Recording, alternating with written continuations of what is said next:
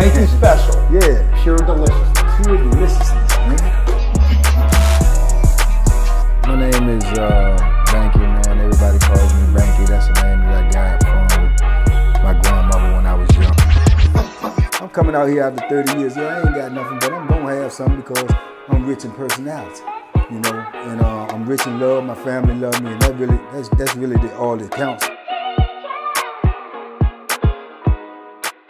And when I seen that phone light up, man, I was like, what? You know what I'm saying? I'm like, you ain't got the cord in it, you don't need the cord?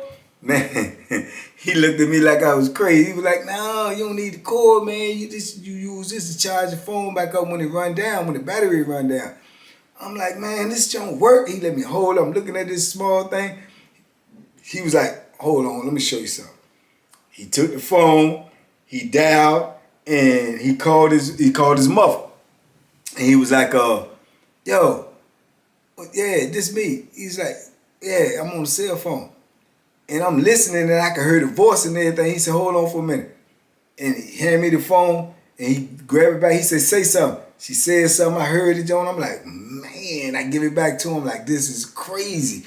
So, you know, that was that was the beginning. Little did I know at that time, but that was the beginning of a long journey, a crazy journey. Man, it was like, it was wild, man. That cell phone, man, it changed my whole bit. It changed everything because I had never had one, never seen one, never touched one.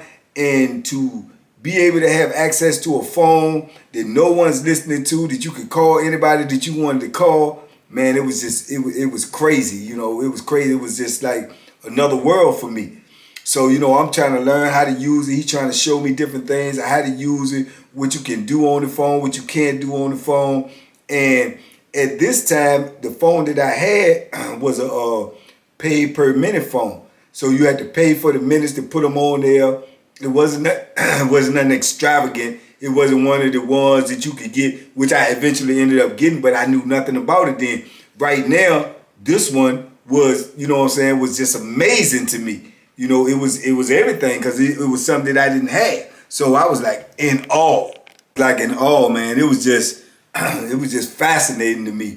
So after I learned the little ways about how to use the phone or whatnot, man, then I had to decide who am I gonna call? You know, yeah, not only who am I gonna call, but who can I call that ain't gonna freak out? You know what I'm saying? By me having a phone. So man, it was just crazy, man. So I sat in there and I contemplated for a little while, man, and I think the first person I called was my cousin, man. And I was hollering at him and letting him know what the situation was because I had asked him to, you know, facilitate the money for me to get the phone. So I was letting him know I got it and da-da-da-da-da, woo-woo-woo. So I was trying to keep it in my mind that, you know, to come up with a game plan there, man. First of all, how I'm going to hide this phone, how I'm going to keep this phone concealed, how I'm going to duck my cell partner. Even though he was gone most of the day, I still had to duck him. I couldn't tell nobody. I won't tell nobody about the phone. That's number one because silence is king, man. These dudes in prison, man, they talk, man. They can talk underwater, you know, and dudes will always run their mouth and say something, so you couldn't really tell nobody. So the only person that knew that I actually had it was the dude Van who brought it to me, the CO, and now Dirty, and then eventually stopped. So that was it. I said, can't nobody know about this phone. I expressed that to them emphatically. Tell no one, absolutely no one, not even on the street, because when you get them phones, which I learned out as I went along, when you get them phones, man, when you get towed off or you get caught with it, the reason why you get caught with it is because you told somebody who shouldn't have known and they ran their mouth to somebody else, and they got back to the people. So you got to keep that thing, mom's the word. That's how you could be successful with keeping the phone if you got a good hiding place and if you stay on top of, you know, the police and what they doing, which was very, very hard. And man, I just had locked in the system where I say, man, I'm going to do this, I'm going to do that, I'm going to do X, Y, Z, third.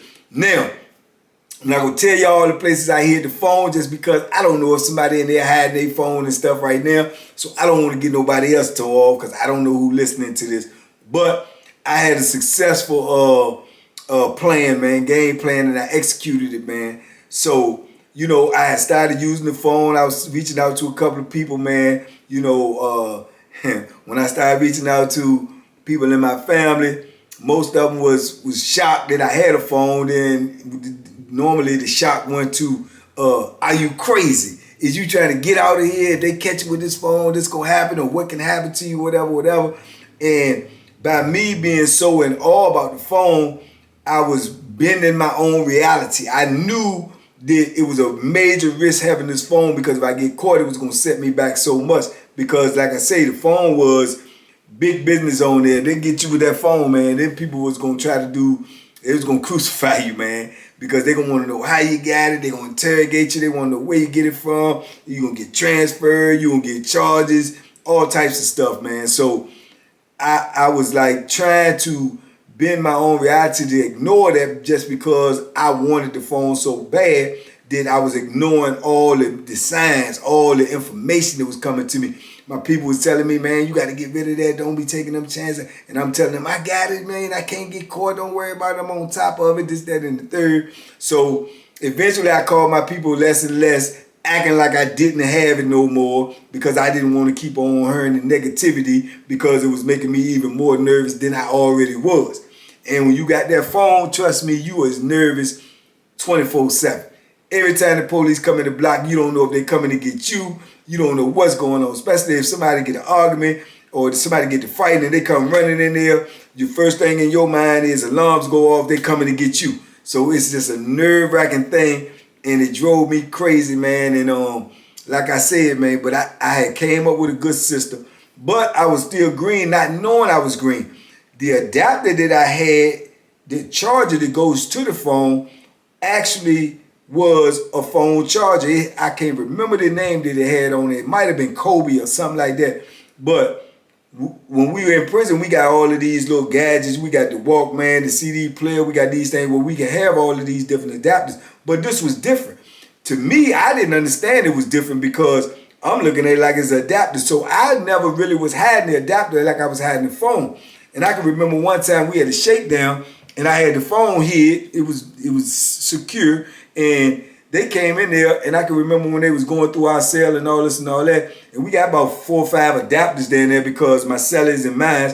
So I can remember one of the COs picking up the adapter and saying, "What this to?" And I was like, "Oh, that goes to the Walkman." He was like, "Hey, it look like a phone charger," and put it on back, and was nothing to it, man. I was like, but I didn't know, you know what I'm saying? So being that I didn't know, I was still using it. That's when I said something to Top and Star, and they was like, "Yeah, well, I think somebody told me what you got to do. You got to cut the cord and splice it to a cord of an adapter that you use, and you'll still be able to use it. That way it won't look no different."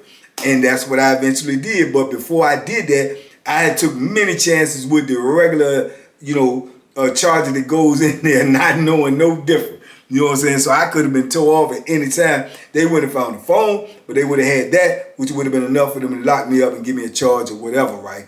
But I was working it out, man. I was figuring it out as I go. And man, I had got caught up with the phone. I ain't gonna tell you no lie. I was using the phone.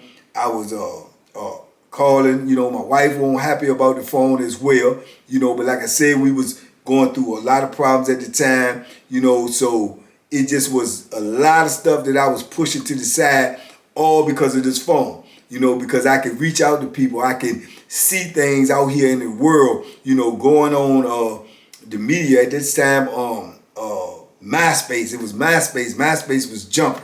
So I don't think it was a Facebook or all of that stuff at that time.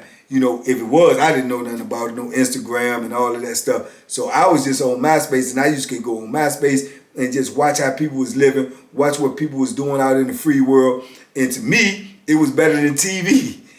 So I spent hours upon hours doing that, ducking the police, going all on social media, reaching out to old friends and stuff, talking to them. And everybody that I talked to on the phone, I gave explicit instructions to: do not tell anyone about this phone, man. Please don't say nothing to nobody. I don't care if you think that somebody old school, but somebody that I might want to talk to. Don't say, well, Banky got a phone. None of that. I ain't want nobody to know unless I told them, because that's just how paranoid I was. So, like I say, it was working all out, man, and I was getting by with it, Top them end up, being able to reach out, because I let him use the phone sometimes. He was able to reach out to people and facilitate some things that he needed. So next thing you know, man, we doing all right in the penitentiary as best as we could, living in hell. You know what I'm saying? We was doing okay. They had the little weed. They was doing the little weed and everything. My whole focus was on the phone. I babysitted that phone 24/7. I made sure that was my main priority, man. I stayed paranoid. I just, I tried my best not to get into any incidents, because I knew if I got into any incidents and I ended up going to jail, you definitely couldn't take the phone with you. So the phone would be lost. So, man, it kind of like, it helped in a way, because it made me focus more on not getting in trouble. Even though, ironically, if I get caught with the phone, I would be in even more trouble. You know what I'm saying? So it was just a crazy situation, man. But I would be lying if I didn't say I was fascinated and enjoying it to the fullest. Everything was going on there, man. It was okay.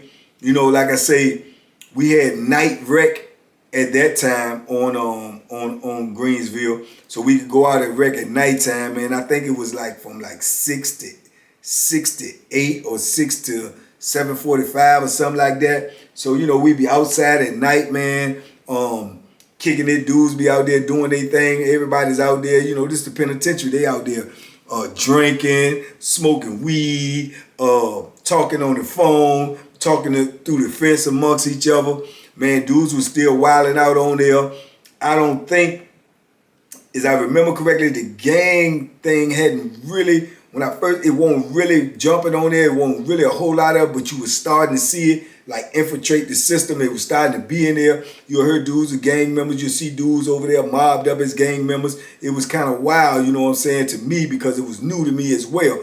So I'm dealing with a lot of new things, man, that I hadn't even seen in the penitentiary before. These young dudes in there with this gang stuff, it was crazy, man. They get out on the yard sometime, and you'll see them, and they get in the corner, and they say they got to fight for like 60 seconds, and they be over there punching each other in the face, all this, and they rumbling and everything, and then they turn around when the 60 seconds up, or whatever, however many seconds it was, then they'll turn around and dap each other up and hug after you just punched each other all in the face and stuff. I'm like, man, this is insane. But that's how they was living in there, But at the same time, when they had the opposition against everybody else, they're going to jump on them. But it was, to me, it seemed like it was more infighting than it was anything else. They was fighting amongst each other. Somebody broke the rules. Somebody did something wrong. Somebody needed to be disciplined or whatever. It was a different world to me, something that I didn't understand, something that I didn't even really want to understand, because as long as it didn't affect me, it didn't even bother me. But I just was seeing how this new wave was coming into the penitentiary, and how people was acting, and how it was, the dudes that was in prison was getting younger and younger and younger. And the dudes that had already did a significant amount of time, or the older dudes, they was just trying to figure it out as much as I was. But like I said, this created a lot of more drama on the prison too, though, man. And every time when you got that phone, like I say, that's your main objective. So every time somebody would get in a fight, every time somebody would rumble, or especially if they pull that Bethlehem out, man, I would be so nervous, because you only had a certain amount of time to get your phone, off of your person and hid in a certain spot. When something go down, if they holler lock up because somebody got the rumbling or something, you got a certain amount of time to do what you got to do. So I was always on edge, always hoping people don't get in the rumbling. This, I believe, brought about a new way that I started doing time, as far as to when I saw dudes getting ready to rumble or getting ready to fight or something like that, I would try to be the peacemaker. I would try to talk to them and be like, look, bro, y'all ain't got no business rumbling like this, man. Let this go, man. It's not that serious. You know what I'm saying? You don't need to be fighting amongst each other, man. We all locked up. We all in the same place. Like I say, same dog bit you, bit him. We in the same boat, man. We all doing time trying to get back out here to our family, man, squash, whatever. So, you know what I'm saying? I became a peacemaker, man. And a lot of times, that don't fare well because dudes, like I say, this prison, you don't supposed to be getting in other people's business, you know. But being that I had the respect that I did and people knew who I was intervening, you know what I'm saying, when I could. Sometimes it worked, sometimes it didn't. More often it did than it didn't. But sometimes it ain't work. Dudes just had to have it out and they just had to do what they had to do. And when they wanted to do what they had to do, I wouldn't did what I had to do, was try to hide this phone because I know it ain't no telling what's going on. Sometimes when people get in a rumble or they get the rumbling, or like I say, if that Bethlehem is in the play and somebody get hurt real bad, they might lock everything down and then they might come feel like they want to shake down to make sure ain't nobody else got no more Bethlehems in their cell. So when they come on that type of mission, they're going to tear your cell up. So you got to be on point and be ready at all times. Like I said, keeping that phone or having that phone in prison is an all-day job, 24/7. You can't sleep well. As y'all can see from the big grocery bags under my eyes, it came from having that phone all the time that I did have because I rarely slept. If I heard the door open, any time of night, my body was trained to get up and look and see, make sure they weren't running in there, make sure they weren't going in those cells. So it was constant, man. That's the price of being able to have that. But at the time, in my mind, I justified it as because I had this freedom that I did not have before. You know, so it was liberating to me, man, to be able to reach out to anyone that I wanted to reach out with at any time, to have any type of conversation I wanted to have without them being able to, you know, listen to it or to monitor it or to tell me when to get off the phone or when to use the phone without having to fight to get in the line for the phone or, you know, end up being in a beef with somebody because you on the phone too long. All these things happen in prison every day. You see what I'm saying? So that took a lot of that up off of me by me being able to have a phone at my disposal to use whenever I wanted to use it, you know.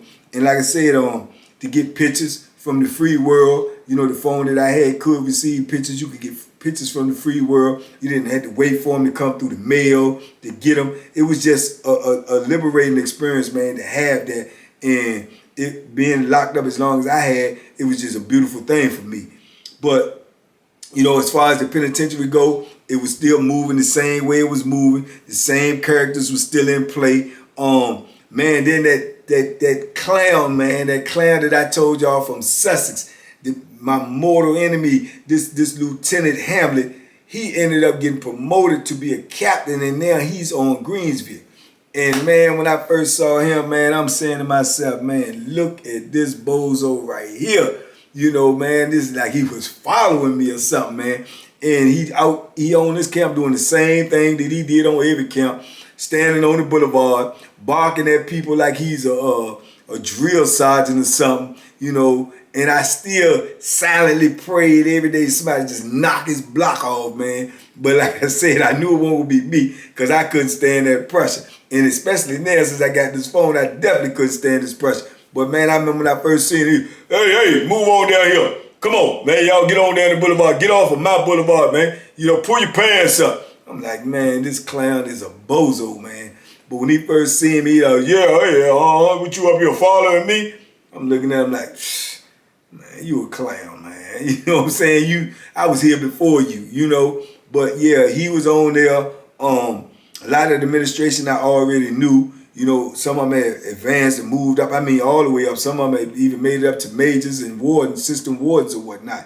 So, like I said, I'm doing this time, man. I'm hiding this phone, and I'm just trying to make it, man. That's all I'm trying to do. Yeah, I'm just trying to make it and stay on out the way, man. That's all I'm really focused on, man. So, you know, we ate every night. You know, me and Top, we got closer, man. We did more, had more in-depth conversations. And what was so crazy, well, we would be out there sitting down in the block, eating at the table or whatever. Y'all know I was whipping up all that pure deliciousness for him.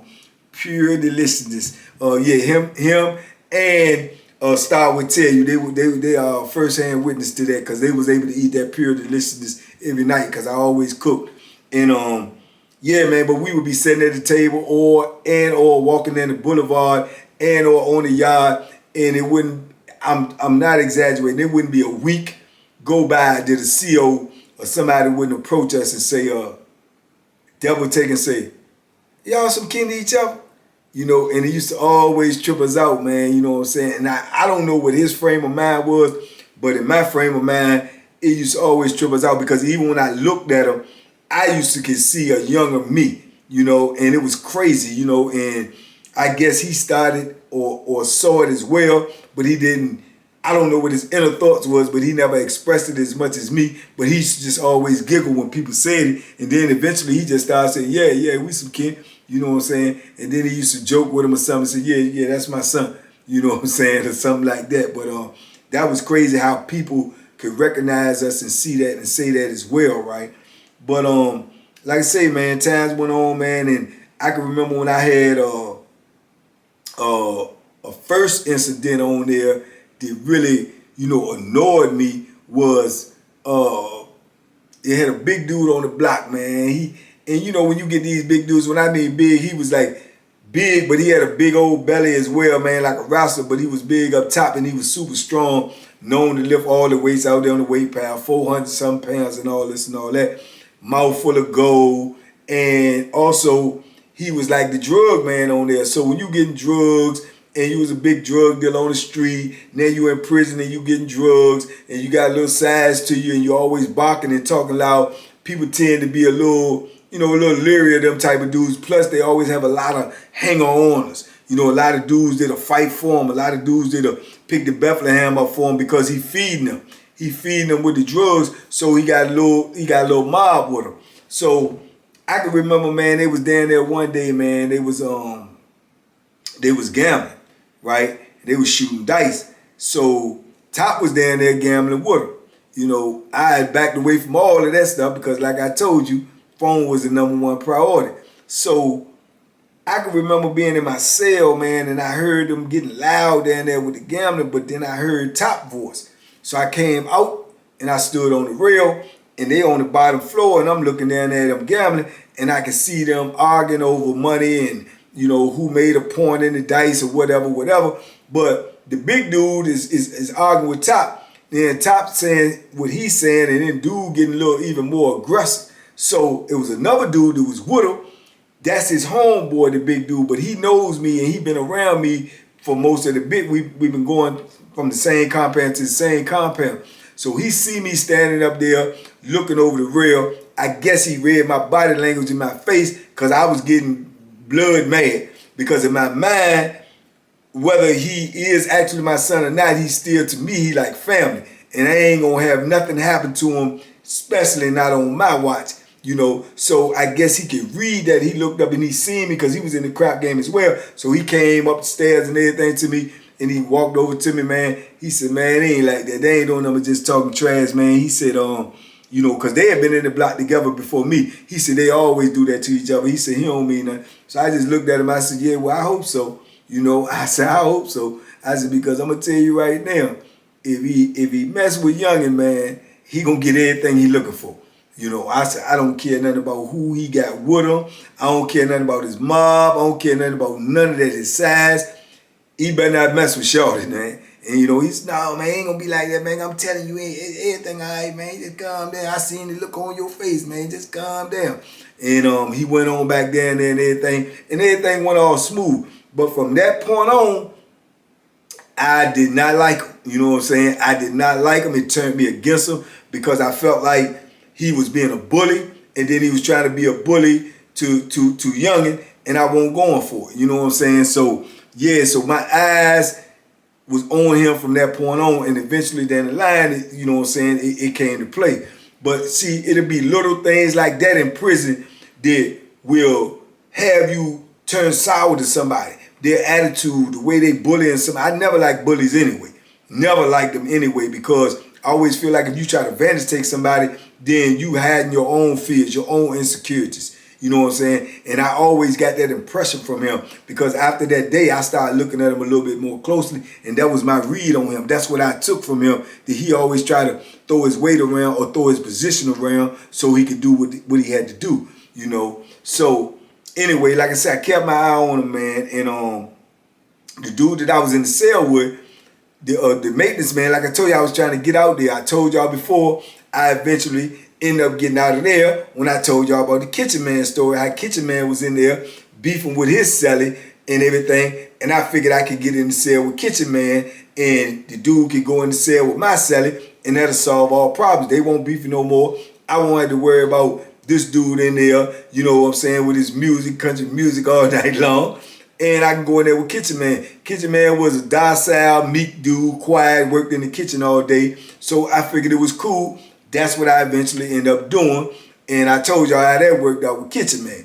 And I can remember, like I say, being in there with him, it was easy for me to use the phone, man, because he was quiet as I don't know what. He stayed out of the way. Every time the doors open, he was out of there. When he won't work, and it was the same thing. Every wreck, he out of the cell. So I was in there with kitchen man, man. Everything was going good, man. And top time was getting shorter and shorter. You know, he was getting down to months and months where he ain't had that much time left. So, you know, we used to just parlay every day. We walked together, man. We listened to music, man. We go outside. I worked out as much as I could. I tried my hardest. To get, you know, top the workout. He won't doing a push-up, a sit-up, a jumping jack, nothing. That just won't his thing. You know what I'm saying? It won't nothing you could tell him. As y'all can see, Star worked out all the time. So me and Star used to work out together. Every now and then I played basketball. But like I said, I limited everything I did because I had a bigger focus. You know what I'm saying? Most of my time, especially, you know, during the day, because my cellar was gone, you know what I'm saying? And even at nighttime, I end up where I put the phone on silent, and I'll just be in there texting and using the phone. He up there covered up like a monk, and he sleep or not sleep, but he didn't know no better. The phone used to be coming in even when I get texts. It had it on silent or vibrate, and he used to come in and make this noise, zzz, zzz, zzz. And I used to always think, I know he heard this, you know what I'm saying? But he never said anything. He always kept his mouth closed. He just minded his business and went on, which was an ideal selling for me, you know, at the time, you know. So everything was going well, man. Everything was going good. And then this dude, man, I told you, man, I didn't like him because of the situation. So then one day, I had a conversation with Top, and I asked him about dude, man. And I said, man, dude, how long he been in this block and woo, woo, woo. And he was like telling me this, that, and the third. And he said, man, yeah, he always went in his mouth. He was like, man, you know, we all right though, but, you know, I don't really rock with him. He said, one day, you know, before you got here, we had got to arguing the same way over the dice game, and he kept on telling me that he'll F me up and all this and all that. And I was telling him, yeah, you don't do nothing to me. He was like, yeah, well, let's go in the sale. He said, so, you know, I ain't no punk. I said, all right, let's go in the sale. He said, I ain't really want to go in there with this big old joker, but I wasn't going to back down. You know, he tried to say that in front of the whole block like I'm a chump or something. He said, so I go in the cell. So he said he walked in the cell with me, and when we get in there, I'm like, what's up? He like, well, what you want to do, man? I told you I'll F you up. He said, man, you don't do nothing to me. So he said then the only thing he did was he tried to grab me and wrestle. Yeah, I thought he wanted to fight. He tried to grab me and wrestle because he all strong. He picked me up and slammed me down on the bed, and he was just holding me down on the bed, telling me, so, man, see, I told you, I F you up in here, man. You don't know, I told you, boy, you can't mess with me, you can't. So he said, I was telling him, man, just let me up, man. If you want to fight, let's fight. You trying to wrestle. He was like, nah, I don't want to fight you, young. I'm just letting you know, I'll F you up. I just want you to know who you dealing with. So he was like, yeah, all right, man, just let me up. If you ain't trying to fight, let me up, man. If you don't do nothing to me while I'm down here, just let me up. So he was like, all right, I'm going to let you up now. But just remember now, I'll F you up, man. You know what I'm saying? So he said, boom. Dude got up off of him and let him up out there. He walked up out the cell. He said he ain't hurt him or nothing, so he won't even really sweating. He won't tripping. He said, but after that, you know what I'm saying, the dude came back to him and told him, yeah, man, I ain't trying to hurt you, youngin. You know, I'm just letting you know, man, that, you know, this ain't what you want, man. You know, all this big boy talk and everything. So he said he just yesed them all, whatever, right? But when he told me that, coupled with me seeing him down there at the dice game, talking the way he was talking and acting the way he was acting, oh man, I just had blood red for him then. I was just saying in my mind, you know, if he ever say something to me or he ever rub me the wrong way, then I'm gonna make something happen. You know what I'm saying? Because I'm gonna test his heart for real. Because I know what to say to a dude, whereas to you ain't got no other choice but to fight, or either you a chump.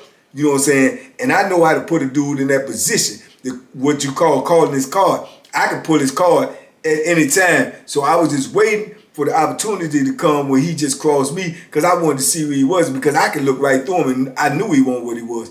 I don't care how big you is, how strong you is, how much weight you lift out there. And he toting this big old belly around him, and he way bigger than he should be for his size. So I know the physicality of a man, by being, in shape and boxing and all this. I know you get in that ring for 3 minutes, man, and you in tip-top shape, and if you actually rumbling, man, you gonna feel like you dying in there sometime, because that's how much, a physical, exhaustion come up out of you to do that. So I know what it takes to go into combat with a man just physically. So I know he ain't built for that. I don't matter how strong he is, he might got a good 30, 40 seconds of him, you know what I'm saying, that he might be dangerous because he's so strong and so big. But after that, he cooked, you know what I'm saying? And I'm not going to let you grab me anyway, so it don't even really matter to me, because I'm not even going to let you get your hands on me. I'm going to put these mitts on you. Bang, bang, So, yeah, man, but I locked it in my mind, man, that this dude right here, man, he just rubbed me the wrong way. And I see him out there bullying people. I see him saying little things,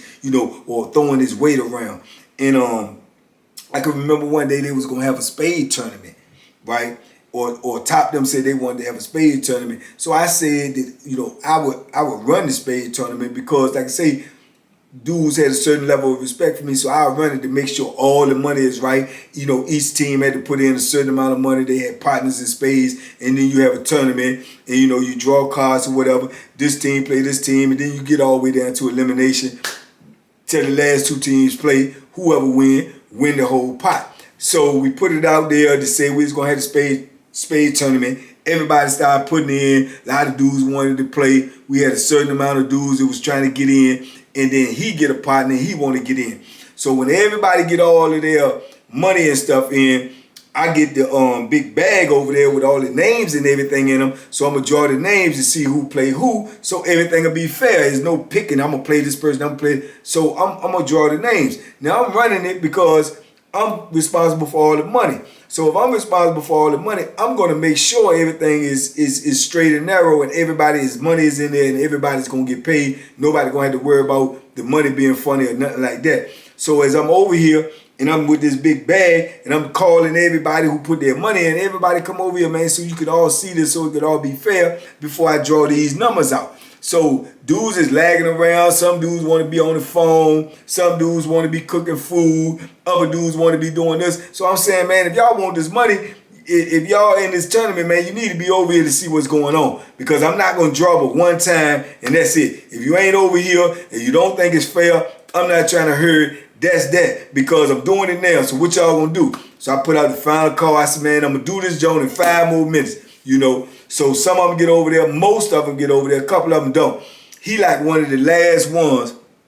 And by the time he get over there, I done already drew 2 teams out. So he come lagging all over there. And he tell me some, what's going on? Y'all already drew the stuff.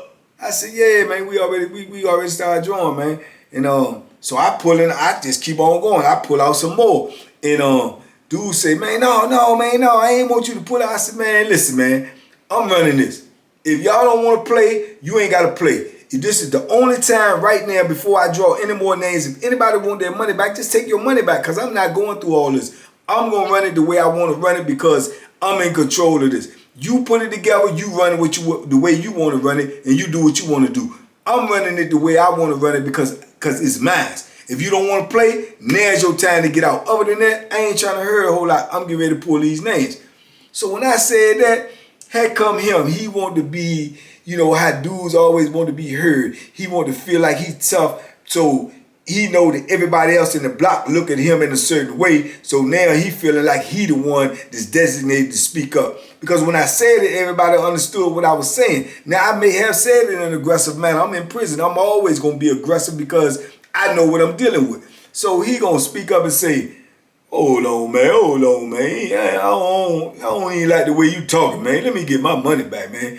I said, okay, you can get your money back, man. You ain't said nothing. He said, yeah, man, 'cause you talking to dudes like they kids, man. We grown men in here, man. You know, don't nobody be talking to me like that. I ain't, man, give me my money back. I said, man, I told you can get your money back. I said, but I'm going to tell you this. You don't tell me how to talk to nobody. I talk any way I want to talk to whoever I want to talk. I said, and if they don't like it, then they can do something about it.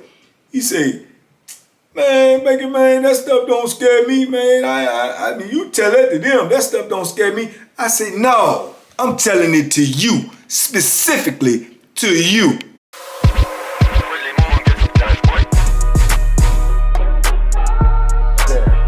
The bacon special. Yeah. Pure deliciousness. Pure deliciousness, man. My name is Banky, man. Everybody calls me Banky. That's the name that I got from my grandmother when I was young. I'm coming out here after 30 years. Yeah, I ain't got nothing, but I'm gonna have something because I'm rich in personality, you know, and I'm rich in love. My family love me, and that's really all that counts.